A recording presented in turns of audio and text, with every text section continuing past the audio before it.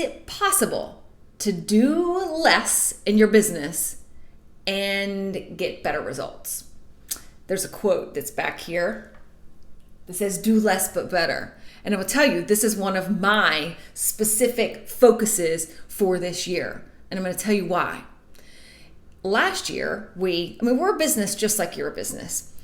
We added a lot to our plate and a lot to our team's plate. And it was innocent enough. It's much like probably many of you did. It was like, oh yes, we see what's happening with our audience. We see what's happening with the world.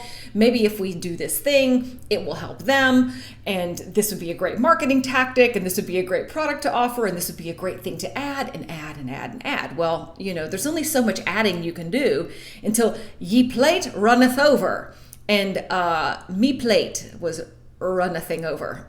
So I really wanted to think about what that meant for Hatch Tribe. And this is also the way that I teach the business owners I work with. We have to be very clear about the things inside of our business that really move the needle and that are the core of what we do. So I encourage you to start thinking about this now. Inside of your business, is it possible that you're doing a lot of things but not doing all of them particularly well? I have a feeling you're nodding your head and going, yeah, I'm not doing all of them particularly well. We've been there too. And we constantly go through this process of evaluating, am I really all in on all of these activities, or some of these continuing to get just, about this much of my attention? That's the reality. So when we say do less but better, what we're saying is I want to put my focus onto this narrow group of things where I have the ability to go deep. And that means we develop mastery. We get really damn good at doing them. We also learn what's working so much quicker because we're not bouncing in and out of this activity and this activity. Typically, this happens in marketing. And I can tell you this from years of working with business owners, that we tend to look at marketing because we're like, yeah, I need to grow my business. And we start adding things to our marketing plan. And as we keep adding and adding and adding, we're really not getting a sense of what's working. And all of them are getting done a little bit, but none of them done perfectly. And we're not getting the depth of learning or the mastery. And really think about that word, mastery. What are you a master of inside of your marketing mix? Anything? Right? So if we pull that focus in a little bit more narrow and we say, I'm committed to these couple of things, maybe 3, and I'm going to go deep on them so that I know how they work, I deeply understand them, and I start to use them even better. I become a master of this particular thing.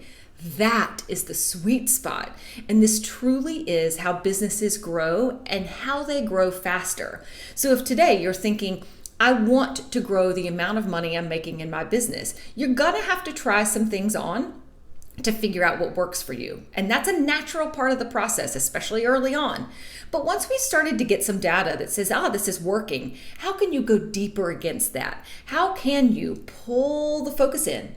Choose, deliberately focus on those few things in your marketing mix, in your products, in your services, in how you're engaging with your customers and clients. Go deep on them. Become the expert in them. That is where you will move the needle. So instead of going an inch deep and a mile wide, go here. Inch wide, mile deep. This is where you become really, really stinking good at what you do. And yes, you can do less, but better, and get even better results in your business. So have you experienced that?